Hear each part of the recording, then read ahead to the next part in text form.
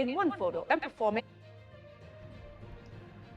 बंधुभाव बलात्कारी प्रकरण अशोक खरात ह्याच्यामध्ये हर्षवर्धन सपकाळे यांनी पोस्ट केलेले आहे की प्रामाणिकपणे कारवाई केल्यास डझनभर मंत्री आणि 2 डझन अधिकारी जेलमध्ये जातील.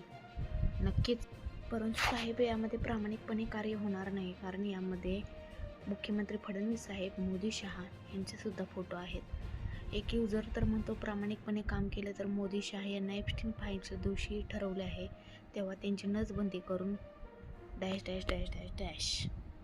नंतर आहे ABP माझा चॅनल. त्यांनी एक पोस्ट टाकलेली आहे की अशोक खरातसोबत ज्या राजकारण्यांचे फोटो समोर येतात त्यांची SIT चौकशी करावी का? तर याच्यामध्ये 96% युजर्स म्हणतात की होय.